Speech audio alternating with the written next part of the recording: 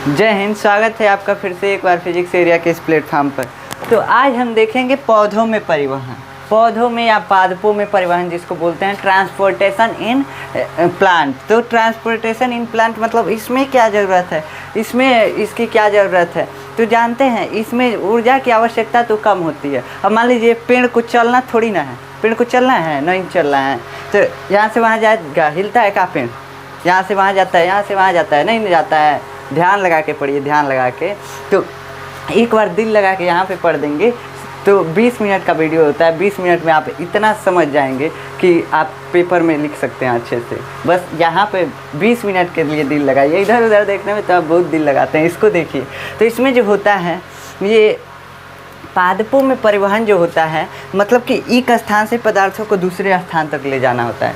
तो इसमें पादपों में क्या होता है, पौधों में पौधा का यहाँ से वहाँ चलता है, हिलता है का कहते हैं, चलते हैं हम बारात में कहता है पौधा नहीं कहता है, मतलब कि एक स्थान से दूसरे स्थान तक नहीं जाता है, नहीं जाता है। तो वैसे इसमें इसलिए ऊर्जा की आवश्यकता कम होती है, कोनो काम भी नहीं करता है।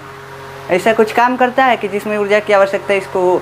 तो ऊर्जा की आवश्यकता बस इसको जीवित रहने के लिए है, बस जिंदा रहे, बस इसीलिए इसको ऊर्जा चाहिए।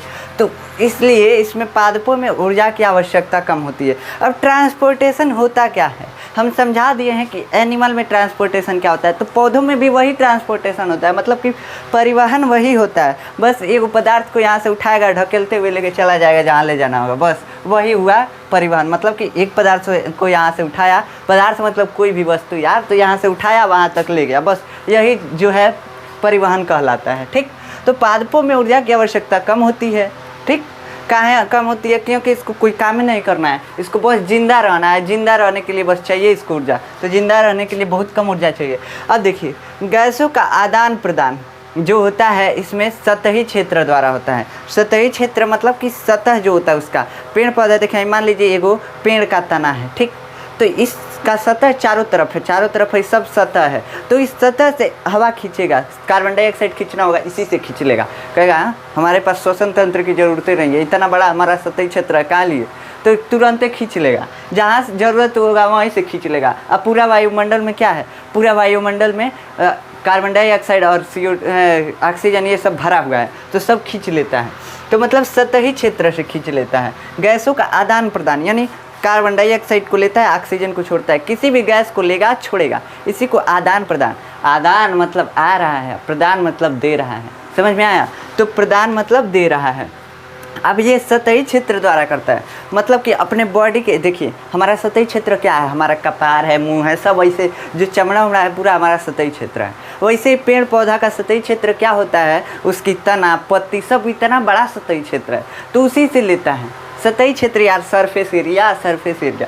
तो उसको उसी से ये जो होता है गैसों का आदान प्रदान कर लेता है। मतलब कि गैस को, किसी भी गैस को उसकी ज़रूरत होगी तो ले लेगा और फिर वापस दे देगा, उगील देगा, समझ में आया।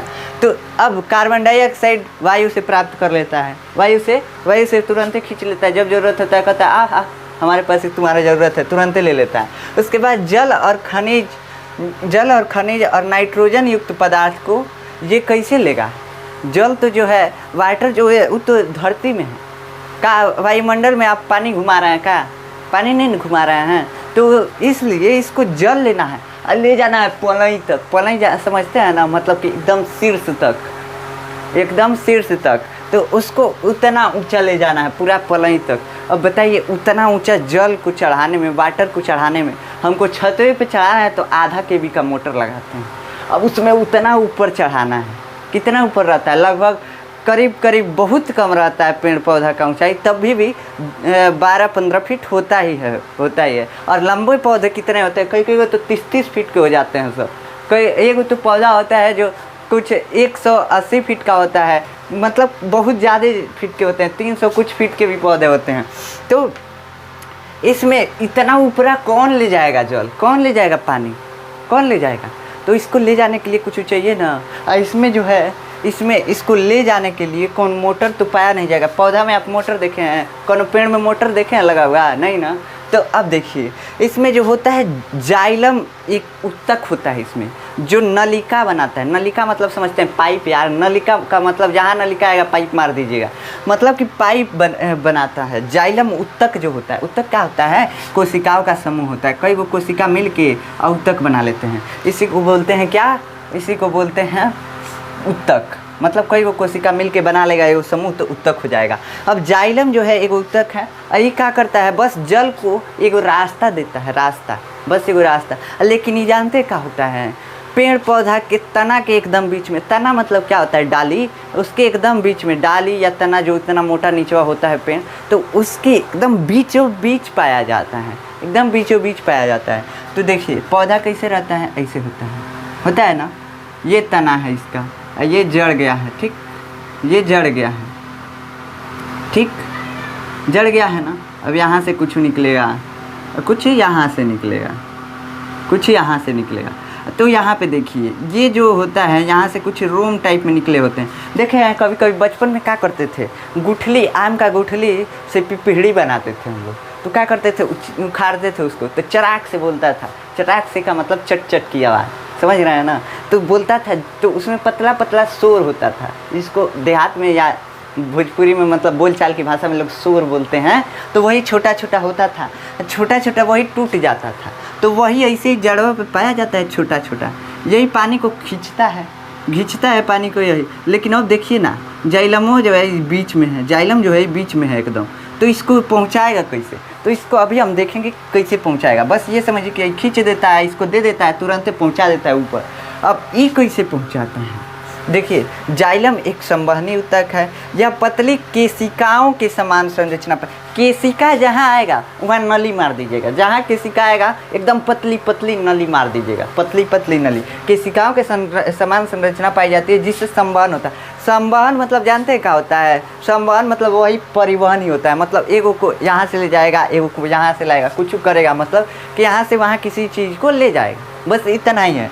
उसके बाद जाइलम में जो है, जाइलम में एक दिशीय परिवहन होता है। एक दिशीय मतलब अब पानी को ऊपर ले जाना है तो ऊपर ही ले जाएगा ना, कहाँ लिए नीचे वक्त फिर से कहाँ ले लाएगा, बेवकूफ़ है जाइलम, आप लोग के जैसे बेवकूफ़ नहीं है, उसको ऊपर ले जाना है। कहाँ लिए ऊपर ले जाना है, पत्तियों में प्रकाश संश्लेषण होता है, या हरे तनु, हरा तना पत्ती सब ऊपर पाया जाता है, तो ले जाके ढकेल के दे देता है, लो तुम प्रकाश संश्लेषण करो, तो ले जाके दे देता है, समझ में आया। तो इसलिए इसमें एक दिशीय मतलब बस ऊपर की दिशा में होता है, ऊपरे बस ले जाता है, नीचवा नहीं लाता है, समझ में आया। तो एक दिशीय परिवहन होता है। तो इतना समझ में आया जितना लिखे हैं, इसका स्क्रीनशॉट लीजिए।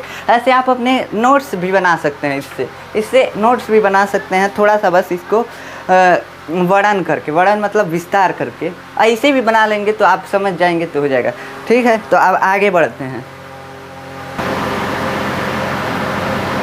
अब देखिए, अब जाइलम के बारे में पढ़ते हैं कि जाइलम जो है वो कैसे कैसे बना होता है। तो जाइलम के बारे में आप 9th में पढ़ चुके हैं, बस इसलिए हम यहाँ पे बस थोड़ा सा बता देते हैं कि कौन सी इसमें मिल रहा रहता है जिसे बना होता है, मतलब कि क्या क्या चीज़ मिला होता है।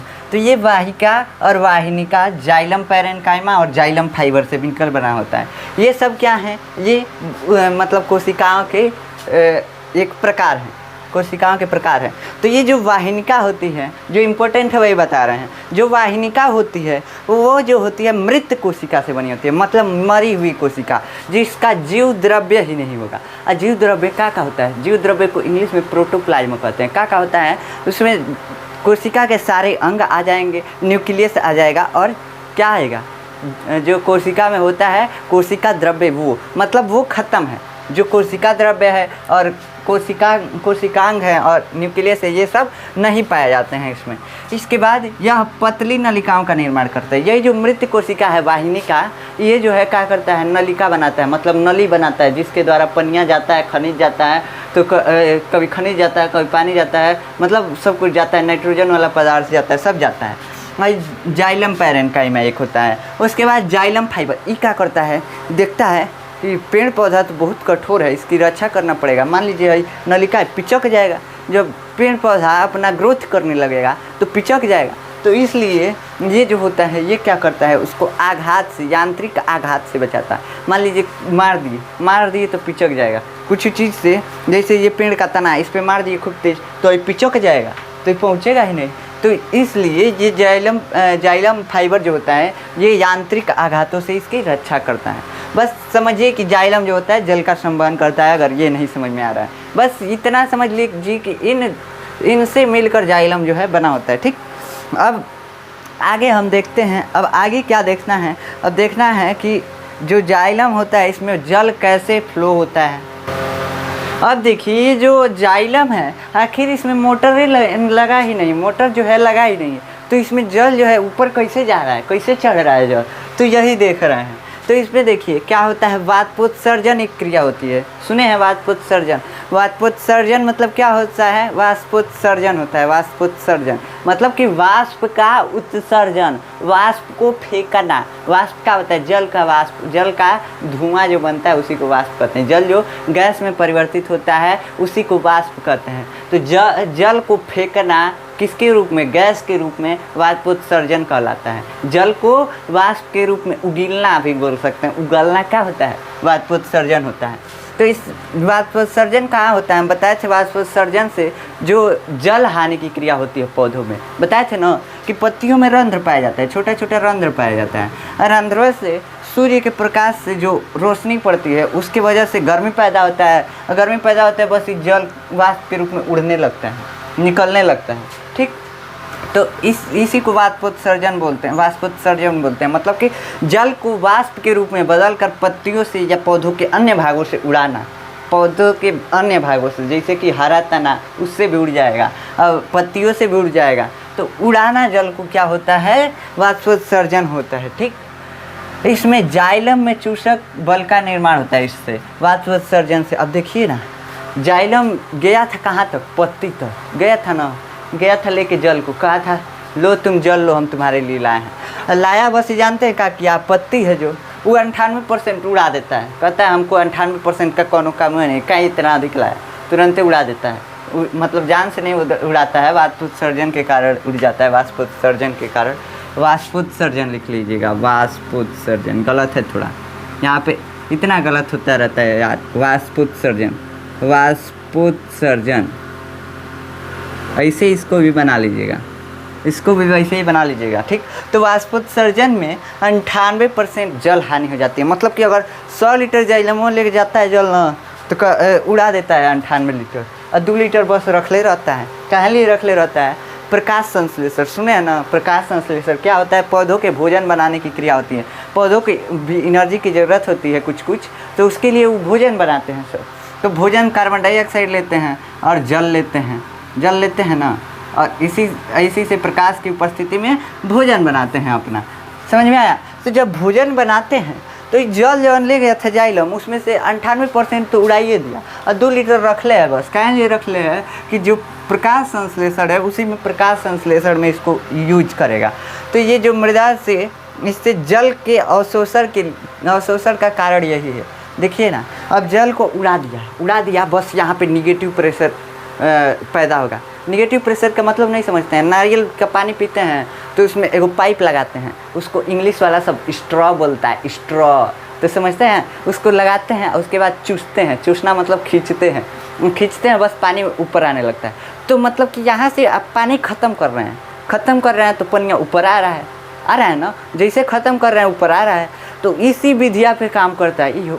अब बताइए, जैसे उड़ा जल तुरंत ही यहाँ पे खाली हुआ बस, निगेटिव प्रेशर लगा बस, ऊपर चढ़ने लगेगा, जो वाटर है ऊपर चढ़ने लगेगा, तो तुरंत ऊपर चढ़ने लगता है। अब देखिए ये जो है एक और ही कारण है। अब मान लीजिए जल में सरफेस टेंशन पाया जाता है। सरफेस टेंशन क्या होता है, अगर आप देखे होंगे कि प्लेट रख देते हैं पानी पे प्लेट रख देते हैं, उसको उठाने में थोड़ा भीड़ पड़ता है। भीड़ मतलब समझते हैं बल लगता है ज़्यादा, ऐसे कहीं रखेंगे तो तुरंत उठ जाएगा, लगता है कि पनिया में चिपक गया है प्लेटवा।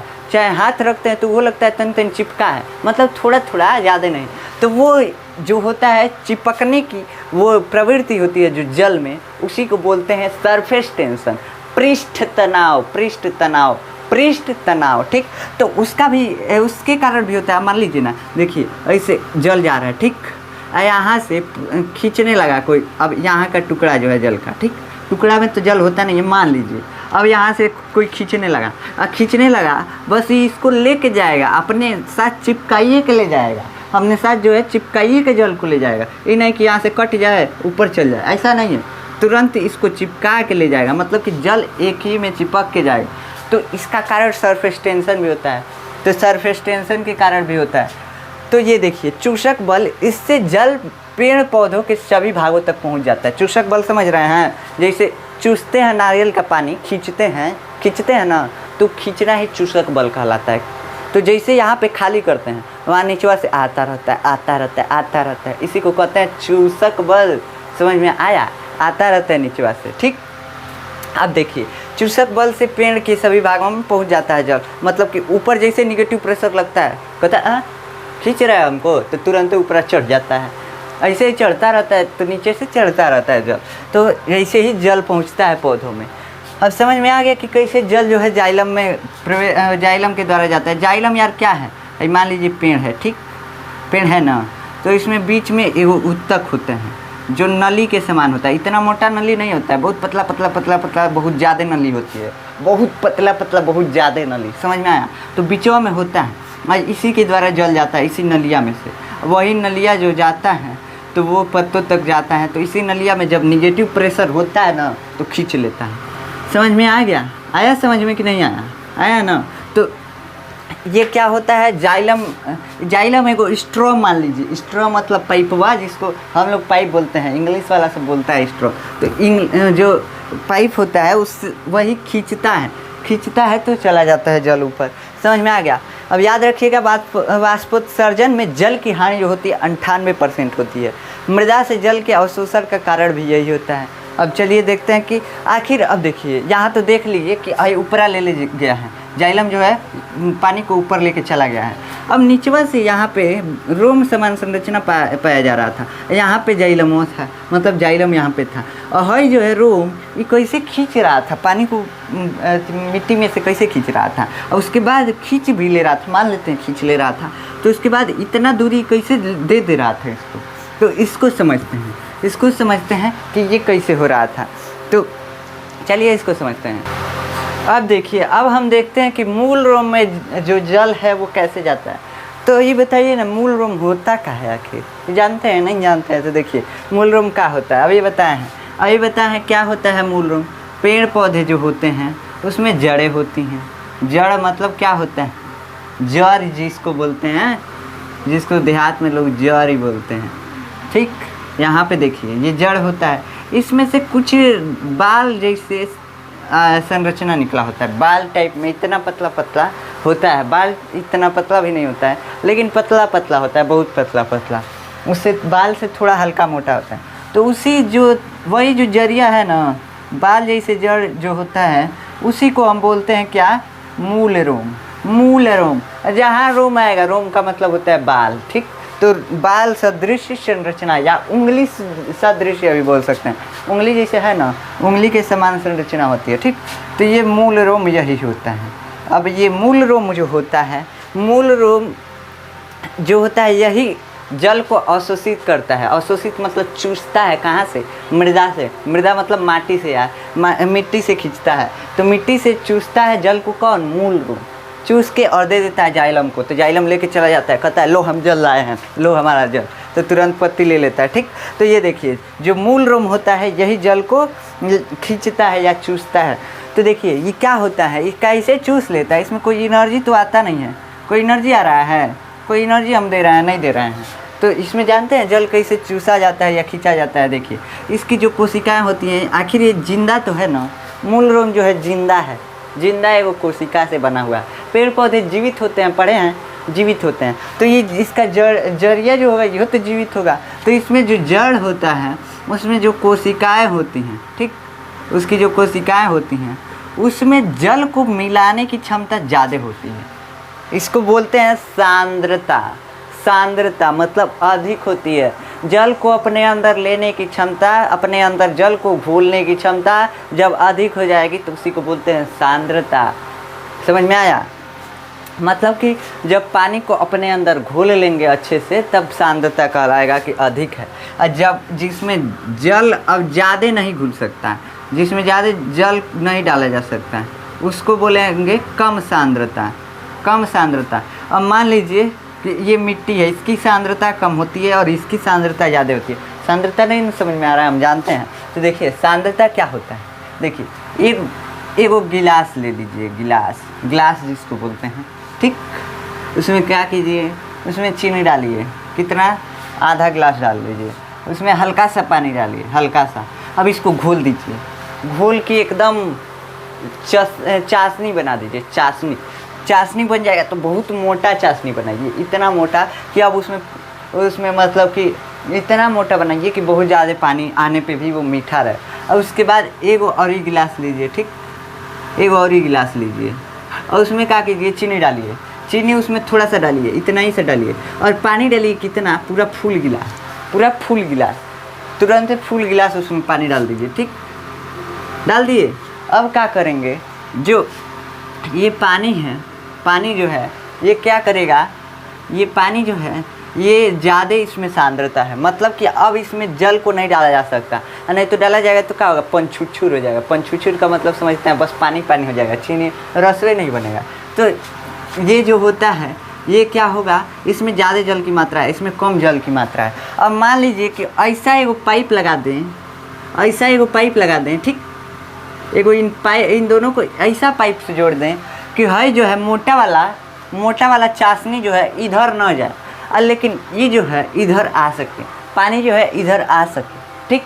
तो क्या होगा, अब पानी इधर आ सकता है, तो ये जानते हैं क्या करेगा, अगर कम हो रहेगा तो इधर ही आएगा। जानते हैं क्या है, इसकी सांद्रता ज़्यादा है, मतलब इसमें जल ज़्यादा मिल सकता है। जल को ज़्यादा घोल देंगे तब वो मीठे रहेगा, पंचुछुर नहीं होगा। समझ रहे हैं, आई तो पंचुछुर है, तो इसमें इसके आ जाएगा इधर से, ठीक। तो समझ रहे हैं क्या कहना चाह रहे हैं, मतलब कि जिसमें जल को घोलने की क्षमता अधिक, उसकी सांद्रता ज़्यादा। मतलब कि जैसे मान लीजिए चीनी बस ले लीजिए, ठीक, चीनी बस ले लीजिए, कोई बर्तन है उसमें चीनी ले लीजिए, ठीक। अब क्या कीजिए, इसमें से एगो पाइप लगा दीजिए, पतला सा पाइप, एक और ही गिलास ले लीजिए, उसमें पानी ले लीजिए बस। तो क्या होगा, अगर जितना चीनी लिए हैं, जितना पानी लिए हैं, उतना ही अगर पानी और चीनी रहने देंगे तो पनिया इसमें धीरे धीरे आने लगेगा। तो इसी को बोलते हैं कि कम सांद्रण स्थल से उच्च सांद्रण स्थल की ओर जा रहा है। उच्च सांद्रण स्थल मतलब कि जल को ज़्यादा घोलने की इसमें क्षमता है, जल को ज़्यादा ले लेगा, ज़्यादा जल पिएगा, पियासल है, समझ रहे हैं। अब इसमें जो है जल की मात्रा ज़्यादा, इसमें जल की मात्रा कम है, तो जिधर जल की मात्रा कम रहेगा उधरे आ जाएगा। यही होता है उच्च सांद्रण स्थल, जिसमें जल की मात्रा कम हो, और निम्न सांद्रण स्थल जिसमें जल की मात्रा अधिक हो। और लेकिन घोलने की क्षमता जिसमें ज़्यादा हो, उच्च सांद्रण स्थल, और जिसमें घोलने की क्षमता कम हो, वो क्या है, निम्न सांद्रण स्थल। जल को मिलाने की क्षमता जब अधिक होगी, मान लीजिए बस चीनी रखा हुआ है ना, तो उसमें जल को मिलाने की क्षमता जो है अधिक है ना, अधिक। तो जल को उसमें मिलाने की क्षमता अधिक है, तो उसका सांद्रण बहुत ज़्यादा है, उच्च सांद्रण है। अब बस पानी है, तो पानी में पानी को मिलाने की क्षमता कितनी है। अब बराबरे पे पानी रख देते हैं किसी गिलास में, बराबरे पे, और इसको पाइप से जोड़ देते हैं। क्या पनिया इधर से उधर होता है, टकसता है, नहीं टकसता है। तो वही होता है, ठीक, वही उच्च सांद्रण और निम्न सांद्रण होता है। तो इसमें जो होता है जल को मिलाने की क्षमता ज़्यादा होती है, और इसमें जो होती है मृदा में, माटी में जो होती है उसमें कम होती है। मतलब कि इसमें ज़्यादा पानी होता है, इसमें कम पानी होता है। तो ये पनिया जो होता है ना, चाहता है कि हम जिधर कम है उधर ये जाके घोल दें इसको। इसमें कुछ पदार्थ होता है तो इसको चाहता है कि घोल दें, तुरंत ही जाके घोल देता है। तो जैसे जाता है ना, तो इसमें अब देखिए ना, ये पदार्थ भी तो आ सकता था इसमें से ये कोशिका द्रव्य में से कुछ पदार्थ जो है जिसको घोलना है वो भी तो इधर आ सकता था ना। तो ये जानते हैं क्या लिए नहीं आया। एक होता है चयनित पारगम्य झिल्ली, वही कोशिका झिल्ली जो होती है चयनित पारगम्य होती है। चयनित पारगम्य मतलब चुन चुन के अपने अंदर आने देगी, कौन नीमन है, कौन जो है मतलब बेकार है, कौन जो है बनच्चर है, उसको बनच्चर को नहीं आने देगी, जो अच्छा रहेगा उसको ले लेगी, ठीक। मतलब अपने अंदर से होकर जाने देगी। है झिल्ली है ना, तो देखेगी कौन हमारे लिए अच्छा है और कौन हमको नुकसान पहुंचा रहा है, तुरंत फेंक देगी, मतलब आने ही नहीं देगी, अपने पारे नहीं जाने देगी, ठीक। तो यही होता है चयनित पारगम्य झिल्ली। समझ में आया? तो ये चयनित पारगम्य झिल्ली कोशिका झिल्ली होती है। तो इसको बारवा नहीं जाने देती है। कहाँ है कि हमारे लिए उपयोगी है। क्या करे बाहर जाएगा तो कहाँ लिए बाहर जाएगा, हमारे लिए उपयोगी है। इसको भी खींच, ये भी चला आता है इधर से। तो कहती है जब ये आइए रहा है चल के तो हम कहाँ लिए जाए, मतलब जो पानी है वो चल के आ रहा है तो हम कहाँ लिए जाए। तो वही होता है। और ये जो होता है यही क्रिया जो होती है परासरण कहलाती है। विज्ञान वाला सब इसको कह दिया परासरण है। मतलब कि जब निम्न सांद्रण स्थल से द्रव जो है उच्च सांद्रण स्थल की ओर जाता है तो उसी को बोलते हैं परासरण विधि। परासरण विधि देखिए यहाँ पे लिखा परासरण विधि, इसके द्वारा जल मूल रोम में प्रवेश करता है। समझ में आ गया कि मूल रोमों में आखिर जल कैसे जाता है। मोटर तो लगाए नहीं है कि चढ़ा देंगे, नहीं ना। तो उसमें क्या होता है, उच्च सांद्रण स्थल, उच्च सांद्रता होती है किसकी, मूल रोम के कोशिकाओं की, और जो मिट्टी की सांद्रता होती है वो निम्न होती है, मतलब कम होती है। तो इसलिए ये जल जो है इसमें प्रवेश कर जाता है। अब परासरण विधि इसको बोलते हैं, इसके द्वारा जल मूल रोम में प्रवेश कर जाता है। और जाइलम जड़ों या तनों के मध्य में होता है। ये जो जाइलम, ये जो बिंदु बिंदु आपको दिख रहा है जाइलम है, और जो गोल गोल दिख रहा है ये वो उत्तक है। तो देखिए जाइलम जड़ों या तनों के मध्य में होता है। मूल रोम की कोशिका द्रव्य का सांद्रण बाह्य सांद्रण से अधिक होता है। इसी को हम बता रहे थे, इसी को तभी समझा रहे थे कि सांद्रण क्या होता है। सांद्रण क्या होता है भाई, सांद्रण कुछ नहीं होता है, घोलने की क्षमता। घोलने की क्षमता जो होती है वो सांद्रण कहलाती है। ठीक, सांद्रण कहलाती है। ठीक, समझ में आया? तो घोलने, किसको घोलने की, द्रव को अपने अंदर। अब देखिए चीनी हो गया, पानी हो गया, तो चीनी जो है जल को खींचना चाहेगी, अपने अंदर मिलाना चाहेगी, तो वही है सांद्रण। ठीक, तो जिसका जल को मिलाने की क्षमता अधिक वो उच्च सांद्रण, और जिसको जल के मिलाने की क्षमता कम उसका निम्न सांद्रण। समझ में आ गया? मूल रोम का सांद्रण जो होता है अधिक होता है किसके कारण, खनिजों के अवशोषण के कारण। अब जल में जो होता है कुछ कुछ खनिजों आ जाता है, और खनिजों आके यहीं पे बैठ जाता है। अब बैठ जाता है इस मूल रोम में, ये मूल रोम, इसको हम मूल रोम बोल रहे हैं। ठीक, तो ये मूल रोम में बैठ जाता है। तो अब बताइए ना, फिर से ठोस पदार्थ आ गया, अब इसको भी घोलना है। पहले से था, आ गया जल, कुछ घुल गया और कुछ और ही आ गया, इसी को भी घोलना है। तो फिर से ऐसे ही इसी क्रिया द्वारा, चक्र द्वारा चलता रहता है और जल आता रहता है। मतलब कि जैसे खनिज आता है, जल के साथ कुछ कुछ खनिज वो आ जाता है और यहीं पे आके रह जाता है। फिर इसको भी घोल के ले जाना है, और इसके पहले वाला था उसको भी ले जाना है। तो हरदम इसका सांद्रण ऊँचे रहता है, मतलब कि इसको जल के घोलने की क्षमता अधिके रहती है, कम कभी होती नहीं है, खखाइले रहता है हरदम। समझ में आया? ठीक, तो जाइलम जड़ों या तनों में के मध्य स्थित होता है। मूल रोम परिधीय भाग पर होता है। देखिए ये जो तना है, इसके बीच में जाइलम होगा, जड़ है। ठीक, तो इसके बीच में जाइलम होगा, कहीं भी बीच में जाइलम होगा। और परिधीय भाग मतलब है तना है ना, अगर इसको मान लीजिए तना, इसको शोर मान लीजिए, शोर यानी मूल मान लीजिए, तो इसके परिधीय भाग यानी साइडवा से निकली रहती है मूल रोम। तो इसके परिधीय भाग यानी चारों तरफ होती है। तो बताइए ना, यहाँ से यहाँ तक जलवा जो है कैसे गया, मतलब पानी जो है कैसे गया। तो इसके लिए एक होता है इसमें कार्टेक्स नाम का उत्तक होता है। तो इधरिया से देखिए परासरण द्वारा जा रहा है तो जल अधिका हो रहा है, बस इसमें आ जा रहा है। ये जो है जाइलम जो है खिंचले है ना, पनिया को खिंचले है, मतलब खींचा हुआ है ऊपर की तरफ। तो इधर से जाता है पानी और खींचे रहता है, उसमें प्रवेश कर जाता है। इसमें जो होता है कार्टेक्स बीचों में आ जाता है। तो इसमें कुछ गैप होता है, उस गैपवे द्वारा जाता है। मतलब कि अगर दो कोशिका है, कार्टेक्स उत्तक की दो कोशिका है, तो उसके बीचों में हल्का सा गैप होता है, और उसी हल्का सा गैपों पर पनिया चला जाता है। तो उसमें गैप होता है, इसीलिए पानी चला जाता है। तो बीचों में यही बस आ जाता है, इसीलिए थोड़ा दिक्कत होता है। तो इस समझ में आ गया कैसे मूल रोम में पानी प्रवेश करता है, कैसे जाता है जाइलम में, कैसे पानी जो है ऊपर चढ़ता है, कैसे सांद्रण जो होता है मूल रोम का अधिक होता है, और खनिज पदार्थों के हरदम प्रवेश करने से इसका सांद्रण अधिक बना रहता है। तो इसमें पानी जो है प्रवेश करता रहता है। अब इसके बाद जो है इधर खिंचाव बल लगा रहता है, और कार्टेक्स उत्तक जो होता है उसके बीच में गैप पाया जाता है। इस गैप के चलते पानी जो है खिंचाव के चलते चला जाता है ऊपर। और जाइलम में भी खिंचावे होता है, खिंचाव बल मतलब चूसक बल, किसके कारण, वाष्पोत्सर्जन के कारण। 98% जल को उड़ा दिया तो उसी के चलते निगेटिव प्रेशर हो गया, तो ऊपर चढ़ने लगा लिक्विड, तो चढ़ जाता है। वैसे मोटर वोटर का इसमें ज़रूरत नहीं है। समझ में आया कि जाइलम कैसे जल को ले जाता है पौधों में, कैसे पहुंचाता है। ये आशा है कि आप लोगों को समझ में आ गया होगा। अब फ्लोएम के बारे में अगले लेक्चर में देखेंगे, नहीं तो ये तो 1 घंटा का लेक्चर हो जाएगा। तो देखेंगे अगले लेक्चर में फ्लोएम के बारे में। आशा है जाइलम के बारे में समझ में आया होगा। मिलते हैं नेक्स्ट लेक्चर में फ्लोएम के साथ, तब तक के लिए जय हिंद।